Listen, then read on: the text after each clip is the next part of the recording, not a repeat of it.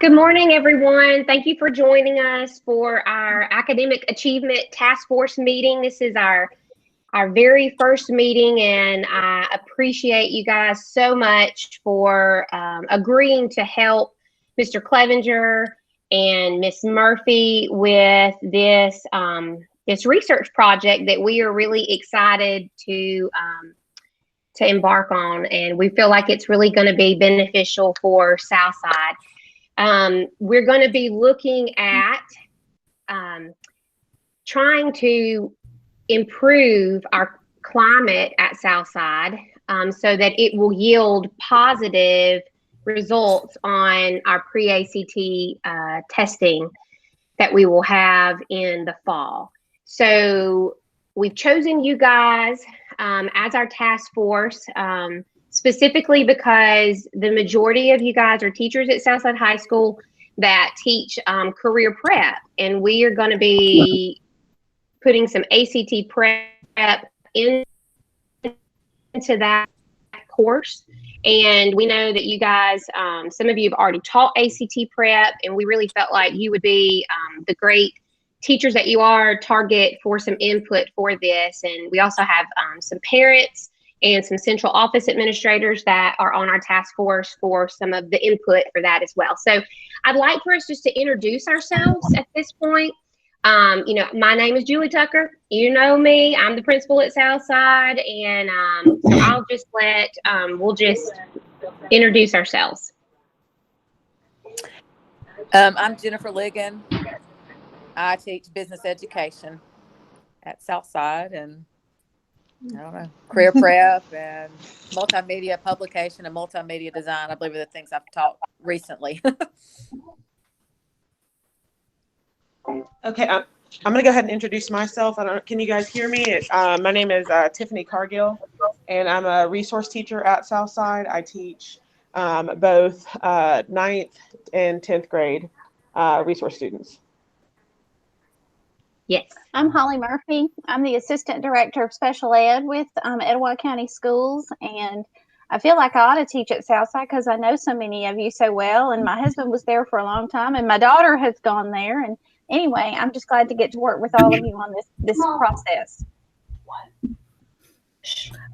I'm Jennifer Robinson. I am your parent, I guess it looks like, out of all this.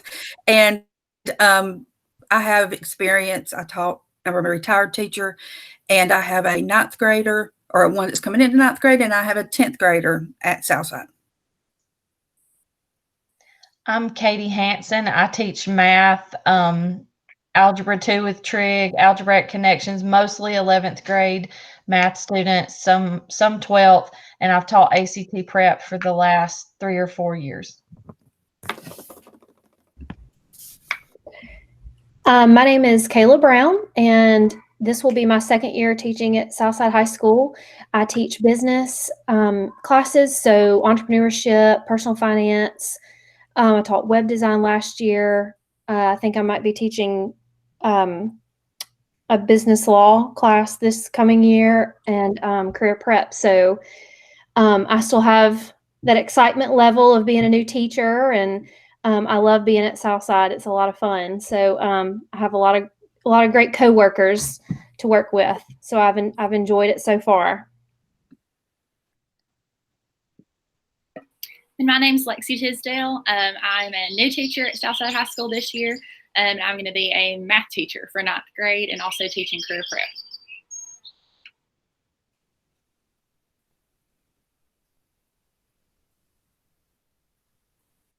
Turn your microphone on, Kenny.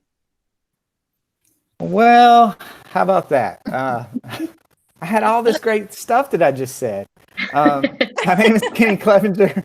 I'm assistant principal at Southside High School. I'm also part of this research project, and I really appreciate everybody being here today.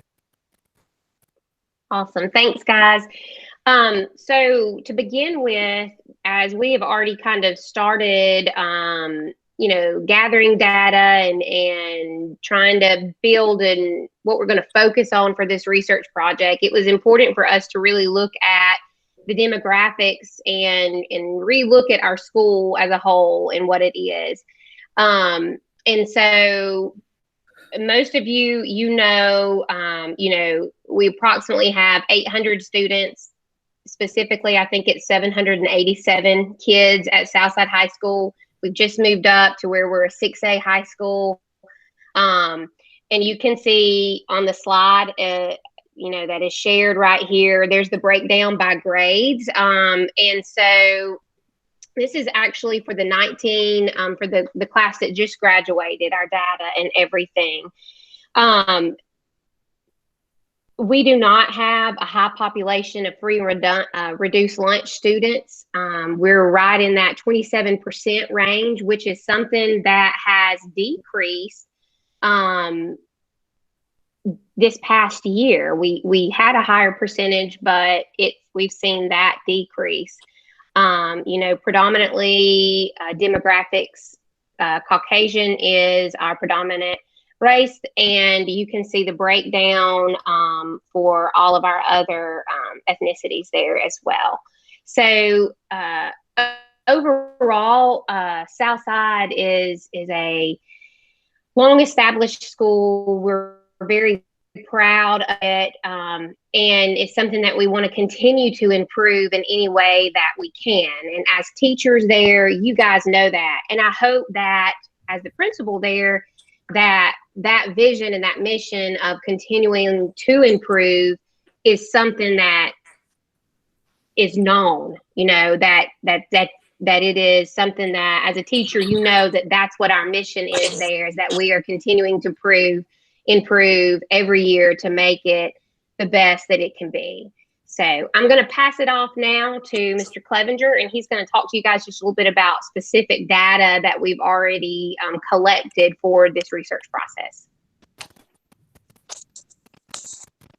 Okay, guys, I'm trying to run the PowerPoint presentation, and I'm also trying to make sure that you can hear me. So just to let you know a little bit about where we are statistically speaking concerning the data, we've got some information to share with you. First, what you'll see on this slide is ACT scores for Southside High School for the last 3 reporting years. And interestingly, we are still above state average in terms of student performance on the ACT and the pre-ACT. However, we never want to rest on our laurels. We never want to just say, well, let's maintain the status quo. And really, when you start looking at this data closely, what you see is a downward trend. And any downward trend is something that we want to try to counteract. So just to draw your attention to the slide, I'll go through a few things. In 2017 and 2018, our mean composite score on the ACT was a 20.7. And then the very next year, that dropped to a 20.2. And in this past year, it dropped to a 19.7. So that's 1 full point drop in mean composite score. That downward trend is reflected also in math, where we had a 1 point drop, and in science, where we had a drop by 0.7, and in where we had the largest drop of 1.3, and then in reading, where we had a drop of 1.1. So this negative trend is something that we felt we needed to look more closely into. We have done a few things along the way to try to counteract negative trends. We have introduced ACT prep courses for a portion of our population, but that was only a portion of our population. And so I don't know that it accurately affected the issue in the right way. Last year, we tried to include some ACT ideas across the board, and then we offered ACT practice measures after school, but that still only hit a portion of the population, and it still didn't seem to have a positive effect. So we began looking other places to see if we could identify any other kinds of trends. And that's where we came to our pre-ACT data. So on this slide, what you see is actually pre-ACT scores. And what you might first notice is that in terms of the pre-ACT, our mean composite score has gone up by 0.1 point. And that is sort of interesting. So kids at Southside take the pre-ACT in 10th grade. We require all 10th graders to take that test. The pre-ACT gives you a preview of what you might score on the ACT, and it also gives you your own mean score for the same subtests that the ACT covers.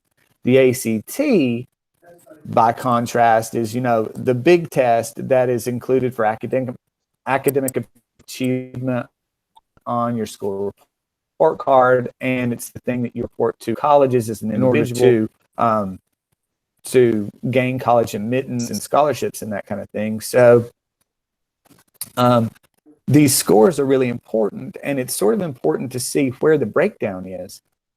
What you can tell from looking at this data on pre-ACT is that the only place where there was a positive trend is in reading, and that positive is trend up by 1.2.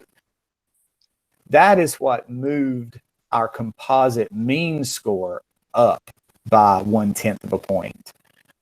The other areas, math, science, and English, all report downward trends. Math is down by 0.2 of a science point, by 0.3 of a point, reading also by 0.3 of a point. And so in the course of 3 years, what we're seeing is a downward trend in certain areas, and we're going to try to affect that downward trend with some new processes that we're going to be implementing this year. And that's why we've brought you guys in. We're going to use our career prep teachers in such a way so that you can be both facilitators for information to students, but also so that you can be facilitators for information to the entire faculty, helping us get the faculty ready to affect the whole school in a way that we have not done before. And I'm going to let Holly talk now a little bit more about some of our ideas moving forward and some of the connections between this kind of data and whole school ideas that are really school climate ideas. Well, hi, everybody. Thanks again for being here. I really appreciate you sitting in with us and taking time out of your day, especially Ms. Cook down at the bottom. Thank you for being here. I talk with my hands, so I'm going to try not to do that because that tends to make the screen blurry. But as I said, I'm the Assistant Director of Special Ed for Etowah County Schools, and I get out to all the schools and get to talk with a lot of different people, but I especially enjoy coming to Southside High School. When we think about kids taking the pre-ACT, Kenny just said, you know, we talked about how all the 10th grade class is going to take this. It's a requirement. And that means everybody from your most advanced student to your ones who are not. That's part of it. So what we want to look at are what are some connections that we can make between our academic achievement and our school climate. You know, some of the research that I've been reading talks about how school climate can just make such a change in everything that we do in our schools. And when I think of school climate, I think of all the way from the beginning of the day when the child gets out of the car. You know, I went to a conference once in Coleman School District, and the superintendent made this statement about learning begins at the curb. And I always thought that was a really great thing to say because it does. It starts at the curb from the time they get out of the car or get off the bus and begin to walk into the sidewalk. What do they see?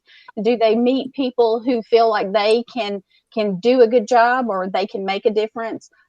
What is our attitude? What is the attitude of the adults that they're encountering when they enter the building? Because that makes such a huge difference in that student's day. And that can be something that starts from kindergarten or our preschool students all the way up to high school. It really does change things. Do you guys have any thoughts about how you might could change the climate just in your classroom. Let's think about what we can do in our classrooms and then affect the school as a whole.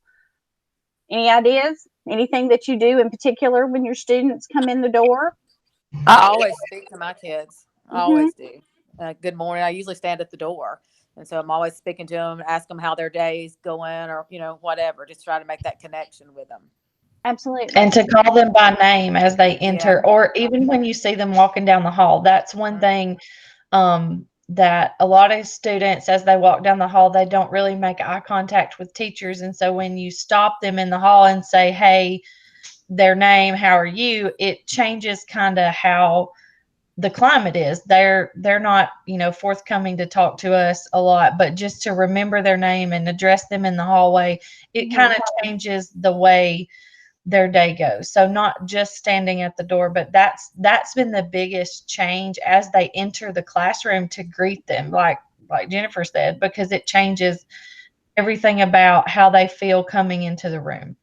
Well, I just want my classroom to feel like a safe place for them. Like they can come if they need something, print something off. They're always coming, Miss Lincoln, can I print this off? They know that I'm gonna try to help them. So. They need to have a safe place, a security zone. I have a nephew who was a freshman this year at Southside, and I'm not going to tell you who he is because he would die. But I taught him. Taught him? Okay. Yeah, Well, he's a sweetie. He's a sweet kid. Mm-hmm. But he is very, very shy. Yes. And one of the things that he said to me that he loved about being even at Rainbow Middle, but when he started at Southside, he was like, these people know who I am. How do they know me? And I said, well, I don't know. I might have said something to a few of them. But anyway, he liked that. And that really, that spoke to him. And so I think, when we do that, it makes such a huge difference. It makes them, I always like it when somebody knows my name and I go in somewhere. And that's something that's easy to fix across the board. So what else can we do? I think that if we use conferencing a lot in elementary levels. We do, and I'm an elementary teacher, so y'all have to forgive me because a lot of what I draw on comes from that area. But we use a lot of conferencing where we have individual meetings with students just periodically and talk about, hey, you didn't do so well on this. What do you think? Do you think you might need help on it or whatever? Do y'all use anything like that on the secondary level? I do. Sometimes I pull the child out in the hall, and say, what's going on? Just kind of talk to them to kind of figure out what's going on. And lots of times they'll tell me. And we figure out a way to make it better the next time. So, and that's what utilizing some of the Panther period time or just the other times when you notice those things, to just stop and ask them how they're doing, not necessarily always about their grades, but just how other things you doing as a whole, and to just kind of invest and listen. So many of them don't say what's going on with them to other adults in their life. And so to have an adult that they can share their current experience with, like Jennifer said, it puts that safe place. It gives them a place to go when they're going through something they don't really understand. Yeah. I try to let them know that we have feelings too. And some days we aren't having a good day, and so I know that some days they're not having a good day. They go through a lot of things at their homes. A lot of these children do. And I try to make them know that I'm an adult that they can come to if they need help with anything. Well, one of the things absolutely, Jennifer, you make. Oh, I'm sorry. I was just going to say that Dina has chimed in on the chat, and she said, yes, showing interest in each individual student, great comments, relationships first. And then she agreed with Katie, said, who is our peer helper coordinator, trying to plan a 5-minute conference with each student during the week. That's an important thing. I agree. And that is something that we're trying to do through this project, is figure out ways that we can connect these ideas to conversations about academic achievement, because truly, if kids don't think that their academics matter to anyone else, then often those academics don't matter to them either. What were you going to say, Holly? I was just going to chime in and say basically the same thing that you said, but it's so true. Especially, I come from a special ed point of view many times. And when you think about your students who are in your classes that might have individual special needs, whether that be from an IEP or from a Section 504 plan, you got to know those kids. I don't know how many of you remember our superintendent from the state a few years ago that said, know your kids. It's the most important thing to do. And it sounds like you already do that anyway. But as a parent, I was talking to my oldest child who's already graduated, and I asked her, I said, think back to 10th grade when you took the pre-ACT. Did you know what it was about? And she said, I don't even know that I did that. Did I do that, Mom? I said, yes, you did. And she said, oh, yeah, wait, I remember that. Yeah. And she didn't do very well on it. And she was very discouraged after that. And I said, well, did you understand that it was just what it was for? It's to give you an idea of what you need to work on and what you need to do better. And she said, well, maybe, but it was mainly because you told me. So do you think that we need to, I like the idea of the 5-minute conferences, maybe to talk about, especially after these scores come back, sitting down and talking with our students about, what you did well, what you didn't do so well on. Do y'all have any thoughts about that? And I think previously too, we have tried to do like a big assembly where we have explained what the pre-ACT is, and we had incentives one year for it.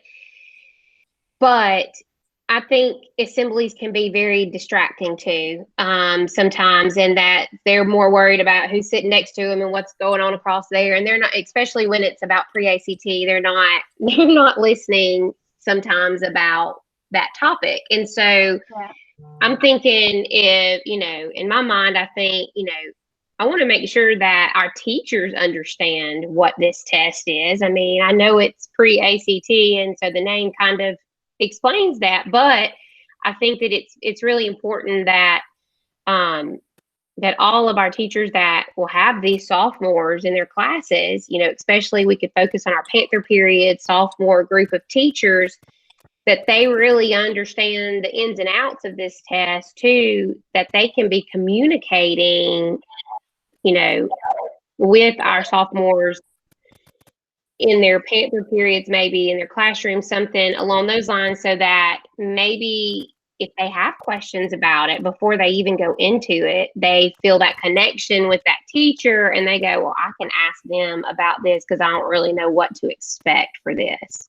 I completely agree And with Julie, because you affect that type of change in a more intimate setting. Like when you have the big assemblies, it's not the same. It's more of a blanket statement. But if you can, get the Panther period teachers to understand what the test is about, and then spend some time with those kids looking at those score reports and finding those areas of improvement, helping a kid understand what it means to be on the cusp, not just that this number is who you are, but this number means that you're almost there, and it's not going to take that far to get there. And then they've already got that relationship because they've already had this teacher for a whole year. And I feel like Panther period is where you really affect that biggest intimate change with those kids and understanding what the test is and how to improve.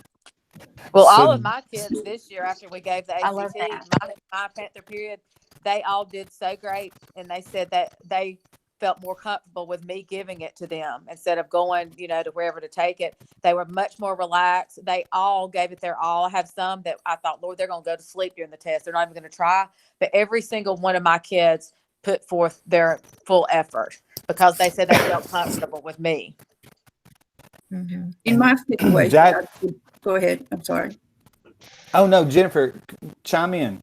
Well, I know that in my situation, mine aren't going to know even what question to ask until they have seen some of the questions. And so I think it would be a neat thing that if in that Panther period, if there was 2 or 3 kids that were missing the same kind of question, then if they're pulled up without anybody watching and saying, okay, this is not written like this. Here's, if you'll write it out this way, it'll, I mean, I don't know if it's a multiple choice. I don't know if it's a short answer. I don't know how the test is formatted, but show them directly one-on-one exactly how it is. Because my two are not going to come up and say, I don't know how to do this. I don't understand it. They're actually not going to be, they're going to be the one that you would have to chase down probably Absolutely. and have a 5-minute conversation because they want to blend into the wall. They don't want to be pulled Absolutely. or anything. So they would need a teacher that knew them, not only knew them, but then also would be able to take their data and say, okay, we know that in this kind of math question that all of y'all are missing this. So let me get all 4 of y'all together and they would not only have a teacher that knew, but then they might actually have a couple of other students that was missing the same thing. I love that idea. Right. Yes. And that is one of the things that maybe some of you are wondering, you know, if we have career prep for only 11th graders, how are we going to figure into this if it's a pre-ACT that's given to 10th graders? And here's our original thought. And we brought you guys together to give us more ideas, but this is where it was all born. We're thinking that we can teach you guys how to go over a student's individualized pre-ACT report that he gets, and the school gets the same report. So we have individual reports we can share with students. And so each of your students will have a report from pre-ACT that gives, you know, that on the cusp status, or that falls below the mark status, or greatly exceeds the mark status, that you can then show kids how to interpret. And so like Holly was saying, when her daughter didn't understand why she took the pre-ACT, what you can do with your 11th graders is explain that data to them so that they can take it and use it when they take the ACT. And then once we've trained you guys on how to do that, and we make strategic videos of those training sessions where you're sharing that information with your kids, and we share that with our 10th grade Panther Period mentors, they're going to be able to take that same concept to their 10th graders and hopefully help them when they take the test in an immediate way. So we're hoping that that's how all of this is going to sort of grow. And we welcome all of your ideas. That's why you're our task force, because we want y'all to let us know how you think we could do anything that might affect climate in the right way to help students. Because in the end, that's what it's all about. We're all here Mr. for the Clevenger, same reason. I'm sorry. Go ahead. No, go I'm ahead. sorry. Would you Well, be? I'm so sorry. Go ahead. No, I had, okay. So I like the idea of, you know, going over everything and being able to explain, you know, all the intricacies of the assessment once we get it back. And dealing with my population with resource students, a lot of them, and I'm sorry, I'm having a hard time breathing, but a lot of times they don't feel that they're college bound. So how could we appeal to them when taking the pre-ACT, like through and maybe that's something that we'll learn as time goes on, but like when looking at those results, like how can we make them get motivated to take the pre-ACT and also to take the ACT? Here's the thing that I love about the pre-ACT score report that they get, that students get.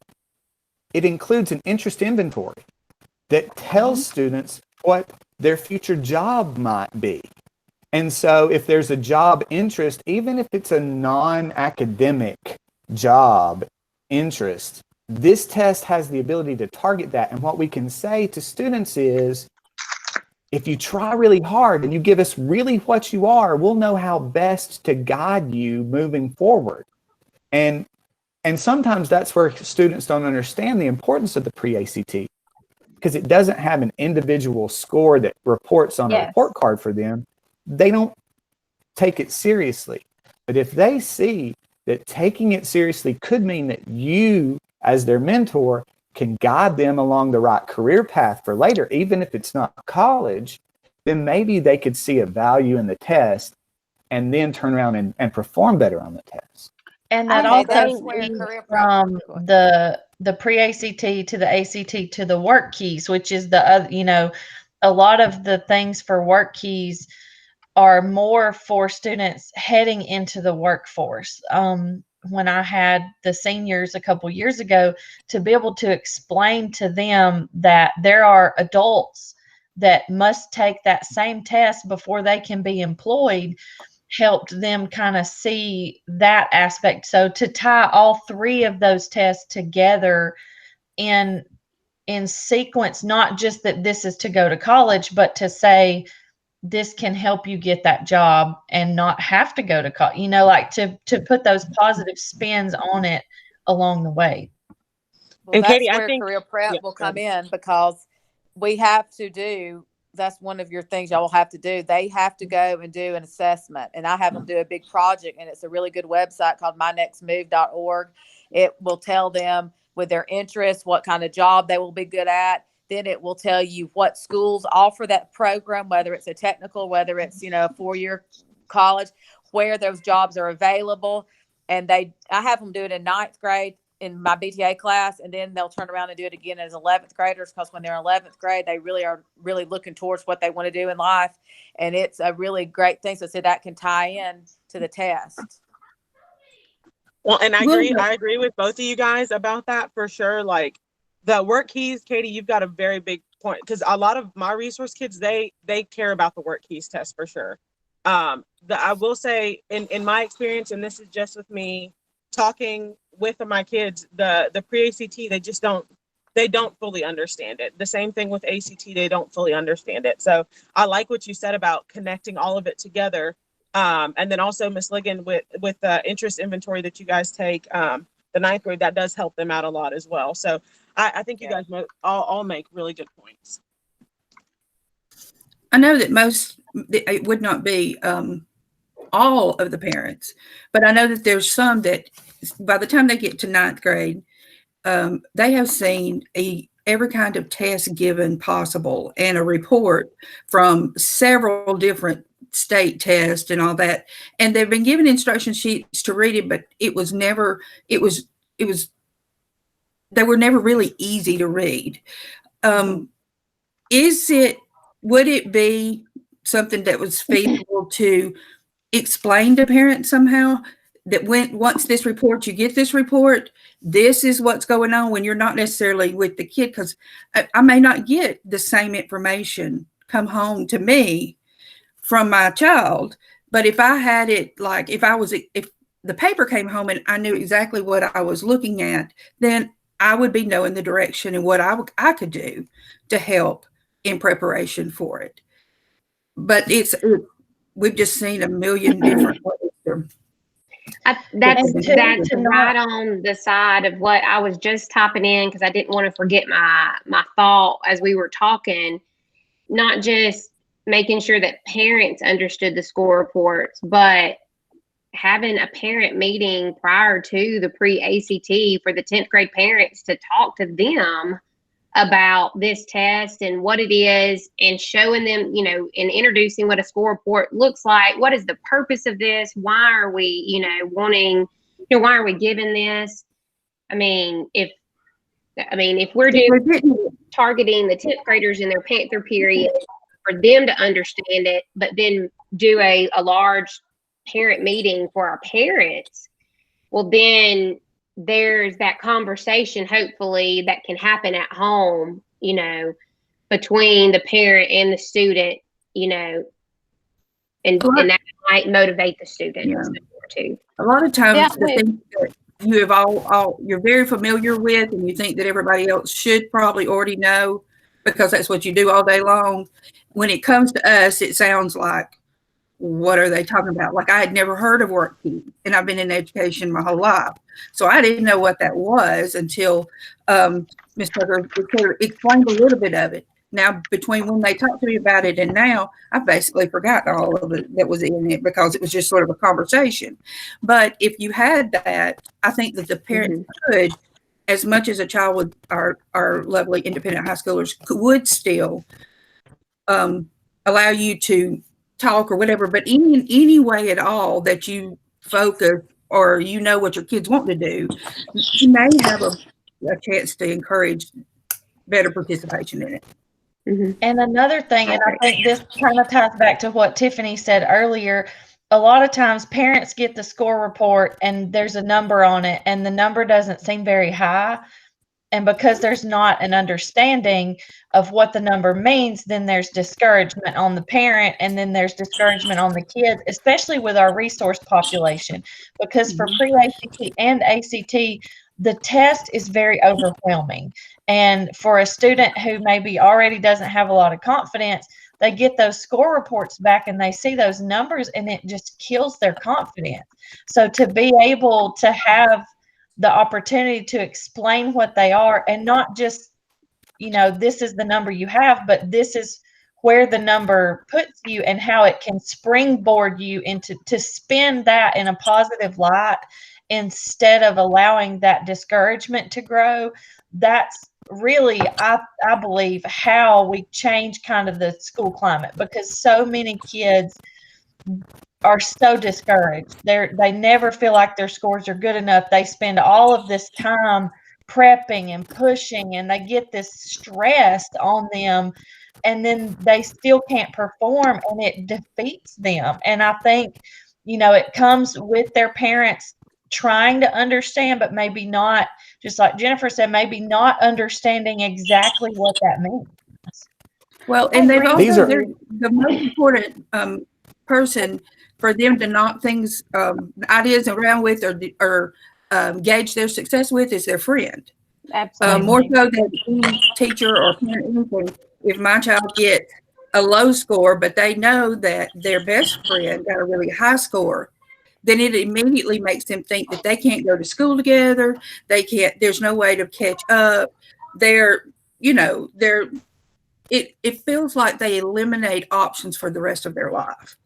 Yes. I agree. I think that's so true. I speak as a parent coming from your point of view as well, because I know when my daughter would not score like she thought she should have and her friends did, that made it that much harder to bounce back.